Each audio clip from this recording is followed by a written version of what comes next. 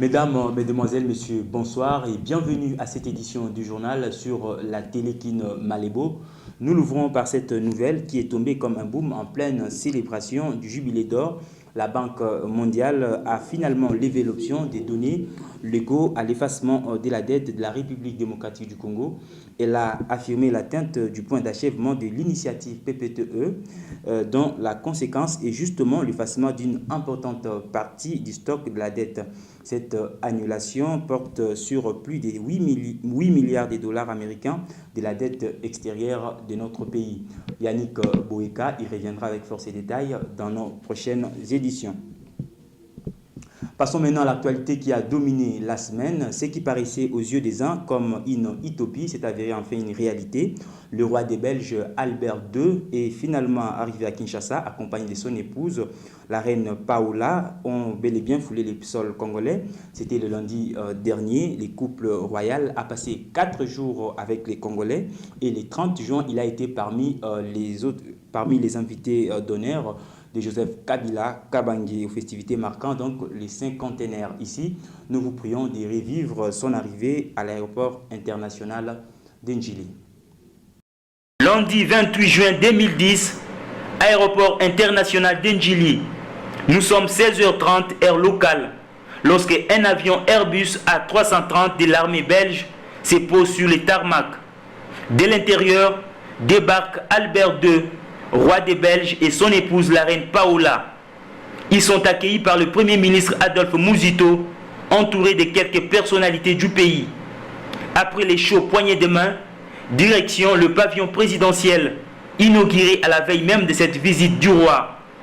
Accompagné du Premier ministre démissionnaire Yves Leterme, le souverain belge s'est entretenu durant quelques minutes avec Adolphe Muzito dans ce tout nouveau salon d'honneur de l'aéroport d'Ndjili, avant de se rendre au Palais de la Nation, où il a eu droit aux honneurs militaires de la garde républicaine dès son arrivée au palais présidentiel.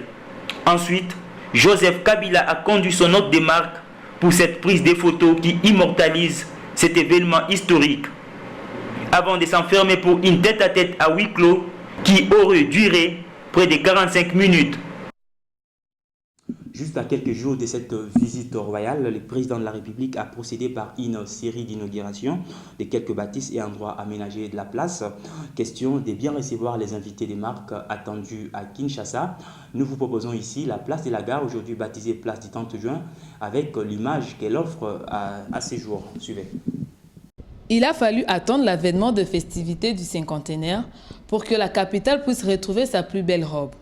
Nous sommes dans la commune de la Gombe, précisément à la gare centrale, lieu autrefois réservé aux vendeurs d'œuvres d'art. Et aujourd'hui, la place de la gare donne un autre aspect à l'image d'un autre véritable carrefour digne de ce nom pour la capitale d'un grand pays au cœur de l'Afrique. À quelques jours de la célébration du cinquantenaire, la République démocratique du Congo, tout est déjà fin prêt. Les entrepreneurs chinois sont en train de mettre la dernière main pour que quelques travaux de finissage. L'inauguration de cette place de la gare est prévue incessamment. En attendant, d'autres travaux de modernisation et d'embellissement se poursuivent à travers la ville, dont notamment le boulevard du 30 juin. Le prolongement du boulevard triomphal qui va d'ailleurs accueillir le 30 juin prochain les festivités du cinquantenaire. Restons toujours dans cette série d'inauguration. Le premier président de la République démocratique du Congo, Joseph Kasavubu, restera désormais immortalisé à travers un gigantesque monument érigé en sa mémoire à la place Kimpwanza dans la commune de Kasavubu. L'inauguration a été faite par le chef de l'État. C'était le mardi dernier. Regardez. Un monument immortalisant l'histoire de tout un pays. Joseph Kasavubu, premier président de la République démocratique du Congo, vient d'être honoré plusieurs années après sa mort à travers cette statue qui rayonne à la place Kimpwanza dans la commune qui porte son nom. Ceci a été inauguré par le président de la République, Joseph Kabila, le mardi dernier, en présence de la famille Kasavubu, qui a témoigné sa gratitude à l'endroit du chef de l'État pour cette marque de reconnaissance. Nous sommes là, toutes les grandes familles sont réunies. Nous sommes ici, il y a la Première République, il y a avant la Première République, c'est-à-dire l'époque coloniale. Tout le monde se retrouve aujourd'hui à cause d'une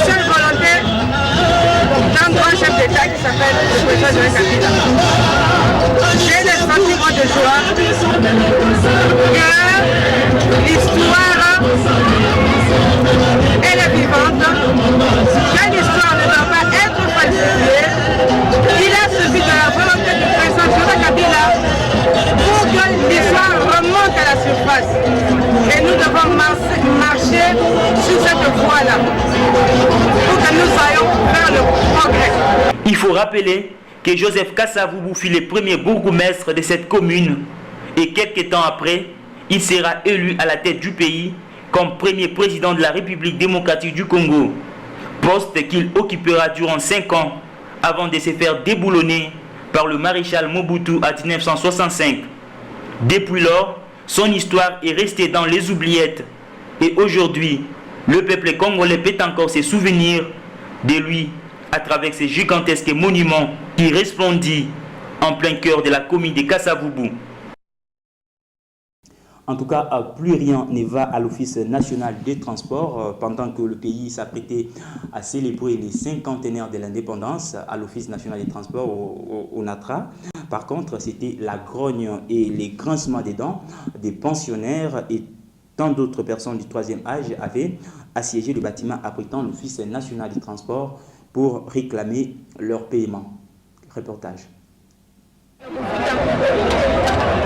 Coup de colère, protestation et grincement des dents ce vendredi devant ces géants bâtiments de l'Office national des transports. Ce sont des pensionnaires, ils sont impayés depuis plusieurs mois. À quelques jours de la célébration du 50aire, ces personnes du 3e âge se déchaînent. Ils veulent recevoir leur salaire pour bien fêter le 30 juin. Nous avons réclamé le salaire il y a mois de mars, papa. Avril, mai.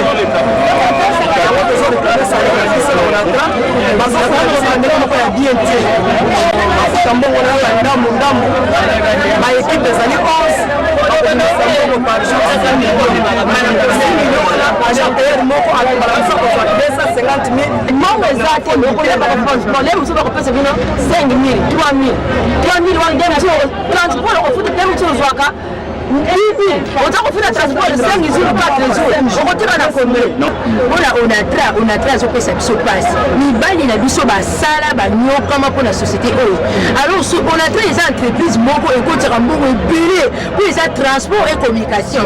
Et comment c'est possible papa pour les camionnettes là-bas, mais tu vois, papa n'a pas 10 000 francs. 10 000 francs à 5 fois. Donc, on est pas payé sur demi. On est pas payé sur demi. On est pas payé sur demi. Si vous avez combien? Papa, on a très bien c'est le problème. Pour la biso, les autres, alors, à 5 jours de la grande fête de l'indépendance, le gouvernement est appelé à voir de près cette situation afin d'apaiser ces vieilles personnes qui ont servi les pays durant des années, qui aujourd'hui se retrouvent abandonnés à leur triste sort. Vous vous souvenez également que l'actualité a été dominée par cette sortie médiatique de l'ancien speaker de l'Assemblée nationale, Vital Kamerhe, qui aurait fait une déclaration qui n'a pas du tout plu à son ancienne famille politique, Vital Kamerhe, qui a passé beaucoup de temps dans les silences. Sa réapparition, disons, ne pouvait que faire des remous. Suivez ces reportages. Après un long moment de silence, il refait surface. L'emblématique Vital Kamerhe, l'ancien président de l'Assemblée nationale, a donné les tons. Dans une déclaration faite le lundi dernier, le terrible fils de Bukavu s'est adressé directement au chef de l'État en demandant à ces derniers de gracier tous les prisonniers politiques d'opinion qui croupissent dans le geol. C'est là conformément aux prérogatives que lui reconnaît la Constitution de la République. Il cite Gabriel Mokia et Coutinho Fernando, 2 grandes personnalités écrouées à la prison de Makala. Il a également plaidé pour la relaxation de l'honorable Martin Mukonkole, dont il a estimé qu'en considération de sa qualité d'élu du peuple, ne justifie pas sa détention comme un vulgaire criminel récidiviste. Vital Kamerhe a encore plaidé pour la sécurisation de la population de Butembo et du nord-est de la province orientale, qui actuellement est livrée aux bandes des groupes armés incontrôlés. Par rapport au cinquantenaire, Caméré a appelé au-delà des festivités à une méditation profonde pour toute la classe politique sur ce qui a été fait durant les 50 années écoulées et ce qui sera fait dans l'avenir. Ceci est un grand moment de rupture avec les méthodes et l'ordre ancien, un moment où les discours doivent céder la place aux actes, notamment une gestion transparente, une solidarité nationale agissante et une justice pour tous, a-t-il souligné. Il a exigé par ailleurs une enquête indépendante et internationale à propos de la mort de Floribert Chebeya. Cinquantenaire à présent, les Congolais ont célébré avec face la commémoration du cinquantenaire de l'indépendance de la République démocratique du Congo. La grandiose manifestation organisée au boulevard Triomphal a été marquée par plusieurs temps forts, entre autres les discours du président de la République, l'imposant défilé de la police nationale et des forces armées de la République démocratique du Congo, ainsi que le défilé de la force vive. Nous vous prions de revivre encore cet événement dans ces reportages. C'est sur un boulevard triomphal Pimpanef que s'est déroulé le grand défilé marquant les festivités du cinquantenaire de la République démocratique du Congo. En présence de plusieurs invités, ce fut un important déploiement du nouvel arsenal militaire de la République démocratique du Congo. Le président de la République a tenu à faire voir à la face du monde la puissance militaire de la RDC. La police nationale intégrée, capable de relever les défis sécuritaires, était également de la partie. La cavalerie de la garde républicaine s'est illustrée par plusieurs démonstrations. On a noté près de 450 casques bleus et policiers de l'ONU qui s'étaient joints au dispositif de la RDC sous le regard du secrétaire général de l'ONU, Ban Ki-moon. Le défilé s'est poursuivi dans sa partie civile par toute une série d'associations du pays où l'on a noté la présence de plusieurs partis politiques et entreprises publiques. La cérémonie s'est clôturée par le passage de près de 200 engins de génie civil des entreprises chinoises engagées dans la reconstruction du pays. Il faut noter que ce grand événement a bâti un record considérable quant au nombre de délégations étrangères et chefs d'État présents à ces festivités qui ont marqué le 50e anniversaire de l'indépendance de la RDC. Une fausse note tout de même à signaler par rapport à cette commémoration. Le militant du PPRD ont failli gâcher la fête, en tout cas juste à quelques minutes de la fin de la cérémonie, mais heureusement, le pire n'est pas arrivé. Suivez. Une célébration qui a failli tourner au fiasco juste à quelques minutes de la fin de la cérémonie. Après un imposant défilé militaire réussi, voilà, c'était plutôt le tour d'un défilé civil qui devait cette fois-ci émerveiller l'assistance. Mais curieusement, il commence par un scandale. Ce sont là des militants du PPRD. Ils scandent des slogans qui n'ont rien à voir avec la cérémonie qui se déroule ici.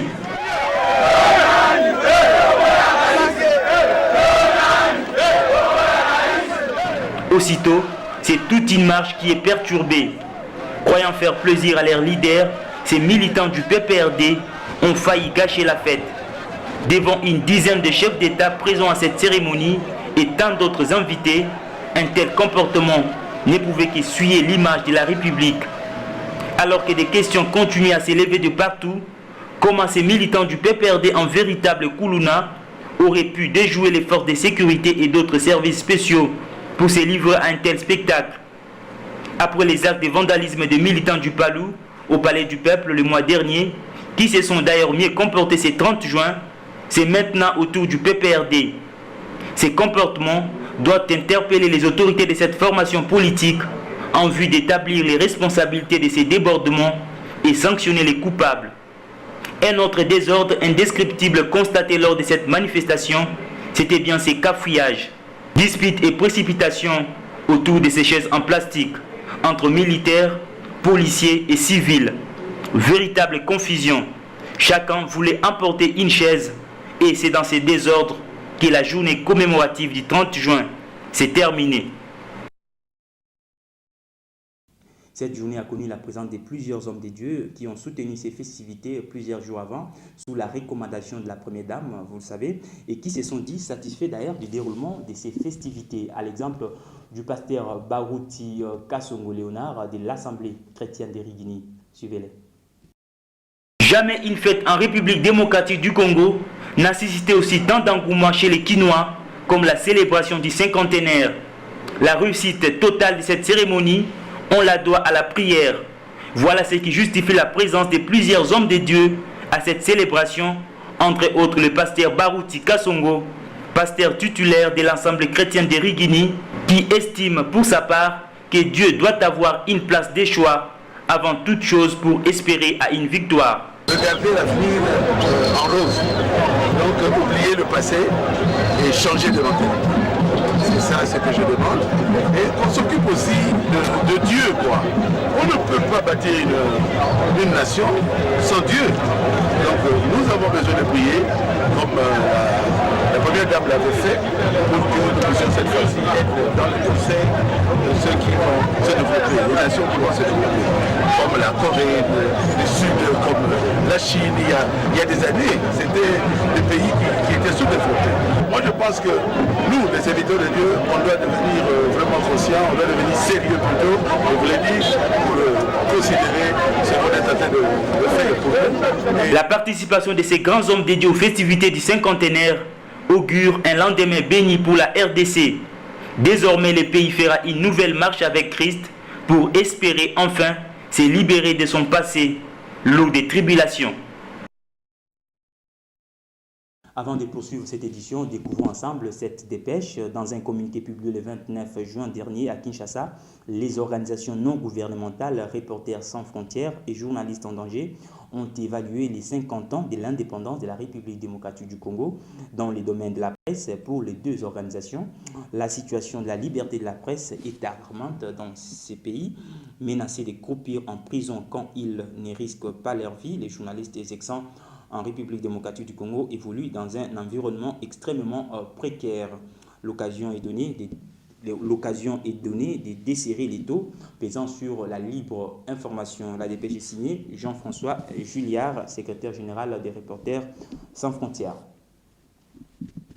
Dans le cadre des festivités marquant les cinquantenaires de la République démocratique du Congo, l'Asbelforie de Madame Agnès Lengue a effectué une descente le mercredi 30 juin dernier dans les installations de Home de Vieillard de Kintambo, dans le seul souci de partager ces moments historiques avec les personnes du troisième âge, considérées comme témoins oculaires de cet événement. Dans leur jubilecière, ils ont apporté des dons à vivre, dont apporté dans le cadre de la charité. Le vice-président de cette association, M. Abdallah, nous livre ici ses impressions. Comme vous venez de nous rappeler, aujourd'hui c'est la fête de l'indépendance, mais pas une fête ordinaire, une fête qui nous rappelle les 50 ans d'âge de notre pays. Et nous sommes aujourd'hui venus ici au Home de Vieillard de Kintambo, en association avec les autres associations, dont la Fondation Sephora, l'association Femmes des Bons Cœurs, l'association Afriqueur, et à côté de l'honorable Feli Kaoudi, qui a réuni les membres dans ce cadre, dans ce magnifique cadre des Hommes de Vieillard de Kintambo. C'est pour tout simplement partager cette joie que nous, cette génération d'aujourd'hui, avons, mais avec l'histoire de notre pays, dont certains des membres de cette histoire vivent dans ces Hommes de Vieillard ici. Comme la grande fête se passe au défilé, nous avons choisi de venir partager cette fête avec nos grands-pères, nos grands-mères qui vivent ici, au Home de Vieillard de Kintambo. Nous sommes ici pour venir laisser les petits dons que Fori a bien voulu donner, n'est-ce pas, à nos parents qui vivent ici au Home de Vieillard. Voilà, c'est donc fini pour cette édition du journal. Mesdames, Messieurs, merci de nous avoir suivis. Merci de votre sympathique attention. Le prochain rendez-vous est pris demain à la même heure. En entretemps, cette édition vous sera rediffusée tout à l'heure à 23h, demain 6h30 et 9h juste. D'ici là, portez-vous bien. Nous dédions ces journaux à tous les habitants de la commune de Maluku, précisément au plateau des Batéké, qui sont en train de nous suivre en ces moments. Au revoir.